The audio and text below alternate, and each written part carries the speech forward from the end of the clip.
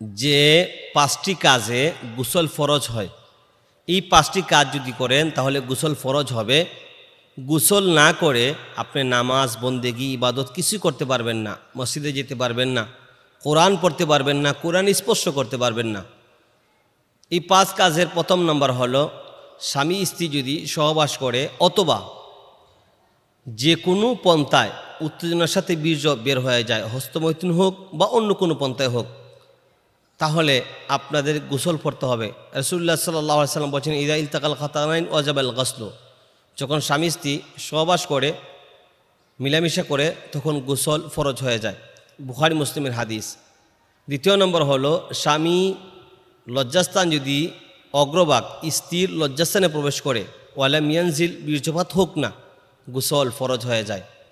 রাসূলুল্লাহ সাল্লাল্লাহু আলাইহি সাল্লাম এই মর্মে অনেকগুলো হাদিস বর্ণনা করেছেন।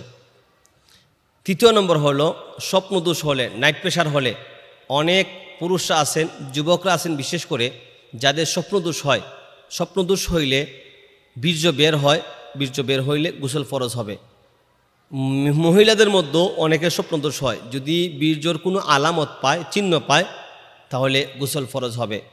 4 নম্বর হলো, মেয়েদের যে মেন্স হয়, মাসিক ঋতু হয়, মাসিক যে একটা ব্লাডিং হয়, 3 দিন, 5 দিন, 7 দিন বা 10 দিন পর্যন্ত হয়ে থাকে, এই মাসিক বন্ধ হলে, মেন্স বন্ধ হলে পরে মহিলাদের উপর গোসল করা ফরজ।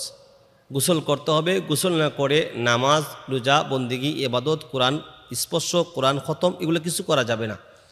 5 নম্বর হলো, মেয়েদের যখন হায়েজ হয়, নেফাস হয়, অর্থাৎ মেয়েদের যখন বাচ্চা প্রসব করে, বাচ্চা প্রসব করার পরে 1 থেকে 40 দিন পর্যন্ত এক ধরনের ব্লাডিং যায়।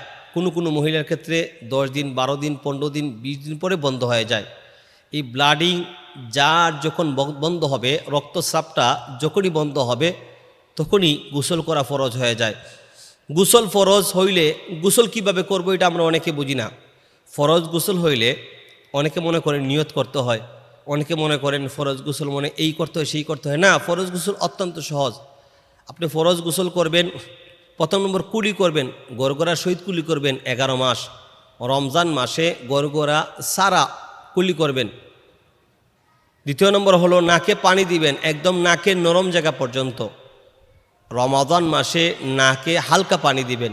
তৃতীয় নম্বর হলো, মাথা থেকে পা পর্যন্ত সমস্ত শরীর ধৌত করবেন। পুরুষের যদি সামান্য পরিমাণ 1 চুল পরিমাণও জায়গা বাকি থাকে বা একটা পশমও যদি বাকি থাকে, তাহলে ফরজ গোসল হবে না। মহিলাদের মাথা থেকে পা পর্যন্ত ভালো করে পানি পৌঁছতে হবে। তবে হ্যাঁ, চুলের আগা অগ্রভাগে পানি না পৌঁছলে কোনো সমস্যা নাই। এই গোসলের ফরজ আদায় করে যদি গোসল না করেন, তাহলে আপনার গোসল হয় নাই, ফরজ গোসল আদায় হয় নাই, যার কারণে আপনার কোরআন খতম, নামাজ, কোরআন স্পর্শ, ইবাদত, বন্দেগি কিছুই কবুল হবে না, বরং গুনাহ হবে।